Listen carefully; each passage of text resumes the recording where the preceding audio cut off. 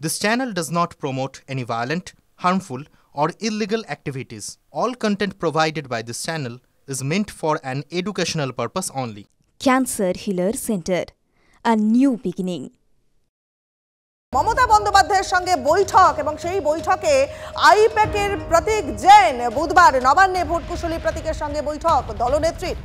I-PAC এবং দলনেত্রীর মধ্যে সম্পর্কের যে বরফ, সেই বরফ কি গলছে? আইপ্যাকের কাজ নিয়ে এর আগে অসন্তোষ প্রকাশ করেছিলেন মুখ্যমন্ত্রী। 2026-এর ভোটে তাহলে কি আইপ্যাকেই ভরসা রাখছেন Trinamool? And the impact team of IPAC team in West Bengal once they will feel good. বছর ঘুরলেই বিধানসভা ভোট। বুধবার নবান্নে মমতা বন্দ্যোপাধ্যায়ের সঙ্গে বৈঠক করেছেন আইপ্যাকের কর্তা প্রতীক জৈন। তাহলে কি আইপ্যাকের প্রতি নমনীয় হচ্ছেন তৃণমূল নেত্রী? 2019 সালে লোকসভা ভোটে বাংলায় 18টা আসন পেয়েছিল বিজেপি। তৃণমূল কংগ্রেসের ফল খারাপ হওয়ার পর অভিষেক বন্দ্যোপাধ্যায় ভোটকুশলী সংস্থা আইপ্যাককে নিয়ে আসেন। তখন থেকেই তৃণমূলের ভোটকুশলী হিসেবে কাজ শুরু করে এই সংস্থাটি। 2021 সালে বিধানসভা নির্বাচনে বিপুল জয় পায় তৃণমূল কংগ্রেস। 213টি আসন পায় মমতা বন্দ্যোপাধ্যায়ের দল। বিপুল সাফল্যের পর তৃণমূল কংগ্রেসের অন্দরে আইপ্যাক নিয়ে ধন্য পড়ে যায়।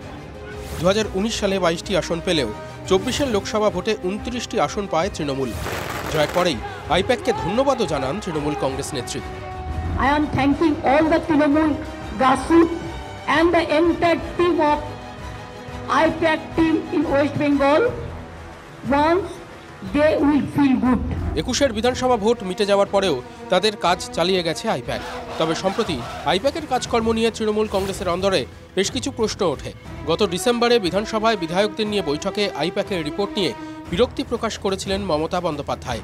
সূত্রের খবর, বৈঠকে তিনি বলেছিলেন, ওসব প্যাক জানি না, এলাকা ভিত্তিক অনেক ভুল তথ্য আসছে, আমি যে তথ্য পাবো সেই অনুযায়ী সিদ্ধান্ত নেব। মদন মিত্র আইপ্যাক নিয়ে প্রকাশ্যে এমন কিছু মন্তব্য করেন যা নিয়ে তোলপাড় পড়ে যায়। প্যাকওয়ালাদের এই প্যাকআপ মানে যে মাল গোটাও প্যাকআপ, এটা আমরা বুঝতে পারিনি। মাল গোটাও প্যাকআপ মানে মাল তোলো, ব্যাগ ভরো, প্যাকআপ করো। মমতা বন্দ্যোপাধ্যায়ের কোনো দুর্নীতি, কোনো দুর্নাম ছিল না। যেটুকুন মমতা বন্দ্যোপাধ্যায়ের গায়ে কালি লেগেছে সেটুকুন এই প্যাকওয়ালাদের জন্য। সেই বিতর্কের রেশ মিলিয়ে যাওয়ার আগেই বুধবার ভোটকুশলী সংস্থার কর্তার সঙ্গে মমতা বন্দ্যোপাধ্যায়ের বৈঠক যথেষ্ট গুরুত্বপূর্ণ বলেই মনে করছে রাজনৈতিক মহল। সেই আইপ্যাক সংস্থার পশ্চিমবঙ্গের দায়িত্বপ্রাপ্ত ব্যক্তি প্রতীক জৈনের সঙ্গে বৈঠক করলেন মমতা বন্দ্যোপাধ্যায় নবান্নে। নিঃসন্দেহে তাৎপর্যপূর্ণ, যদিও 26 সাল পর্যন্ত এই সংস্থার সঙ্গে তৃণমূল কংগ্রেসের চুক্তি রয়েছে, কিন্তু বৈঠকটি খুব তাৎপর্যপূর্ণ। তার কারণ এখান থেকেই এই প্রশ্নটা উঠছে, তাহলে কি বরফ গলার প্রক্রিয়া শুরু হলো?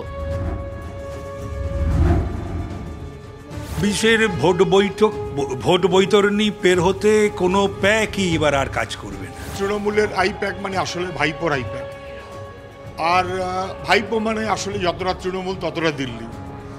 তাহলে এই একটা দ্বন্দ্ব নিশ্চয়ই কাজ করছিল এবং সেটার প্রতিফলন সবাই বুঝতে পারছেন। বেচাল হবার সম্ভাবনা থাকছে, সেই কারণেই কি আইপ্যাকের প্রতীকজনকে ডেকে নবান্নেতে বৈঠক করেছেন। দিল্লিতে বিধানসভা নির্বাচনের আগে আইপ্যাকের সঙ্গে চুক্তি করে আম আদমি পার্টি। তাদের প্রচারের কৌশল সাজানোর দায়িত্ব নেয় আইপ্যাক। আপ অবশ্য ভোট বৈতরণী পার করতে পারেনি। তবে বাংলায় কিন্তু একের পর এক নির্বাচনে সাফল্যের ধারাবাহিকতা ধরে রেখেছে তৃণমূল কংগ্রেস। বিধানসভা নির্বাচনের আগে আইপ্যাকেই ভরসা রাখবে কি তৃণমূল? দীক্ষা ভূঁইয়া ও সৌরভ ঘোর রিপোর্ট, TV9 বাংলা। পরের খবরে, আপনি প্রত্যেকদিন প্রেশারের ওষুধ খাচ্ছেন, কিন্তু প্রেশার বাড়তেই থাকছে। আচ্ছা, আপনি কি ওষুধই খাচ্ছেন নাকি খাচ্ছেন বিষ? যে ওষুধ খাচ্ছেন সেটা জাল ওষুধ নয় তো? বাজারে ছড়িয়ে ছিটিয়ে রয়েছে কোটি টাকার জাল প্রেশারের ওষুধ টেলমাসার্টিন। 1 মাসের মধ্যে বিক্রি হয়েছে 1,86,00,000 টাকার জাল ওষুধ। আমতায় রাজ্য ড্রাগ কন্ট্রোলের হানার পর TV9 বাংলার হাতে চাঞ্চল্যকর তথ্য আসছে। রক্তচাপ নিয়ন্ত্রণ করতে ওষুধ খাচ্ছেন, কিন্তু এই খবর আপনার রক্তচাপ কমানোর বদলে বাড়িয়ে দিতে পারে। রক্তচাপ নিয়ন্ত্রণের ওষুধ ঘিরে বড় মাপের কেলেঙ্কারি রাজ্যে। যদি জাল হয়ে থাকে তাহলে সেই ওষুধটি আপনার অগোচরেই আপনার শরীরে কোনো উপকার তো করবেই না, বরং অপকার করে আপনাকে ধীরে ধীরে প্রায় মৃত্যুর দিকে ঠেলে দিতে পারে।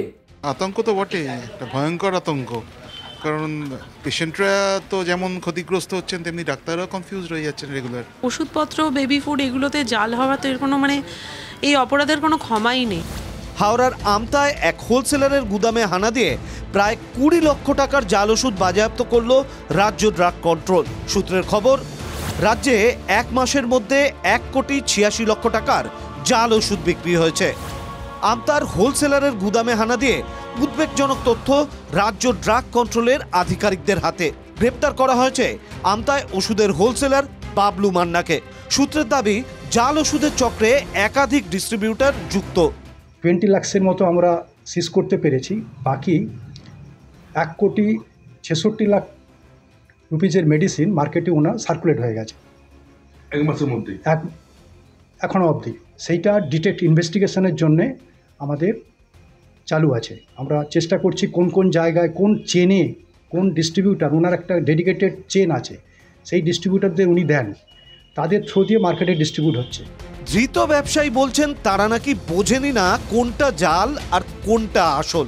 কারবার তোমার 2007 সালে আমি বিলে কিনেছি, RTGS করেছি, বিলে বিক্রি করেছি, উইদাউট বিলে কিনিনি, ক্যাশেও কিনে না, ব্যাংক মারফত অনলাইনে মাল কিনেছি। আমাকে ফাঁসিয়েছে, আমি কী করি? ফাঁসিয়েছে তো, রিপোর্ট বলছে নেগেটিভ, এরা বলছে এখন নেগেটিভ, কারণ আমাকে মানতে হবে, ওরা সরকারি লোক করে বলবো। সেটা কি আমরা বুঝতে পারবো? আমরা ব্যবসায়ীরা বুঝবো কোনটা জাল কোনটা অরিজিনাল? এ নিয়ে রাজ্য সরকারের গাফিলতির দিকেই আঙুল তুলেছেন চিকিৎসকদের একাংশ।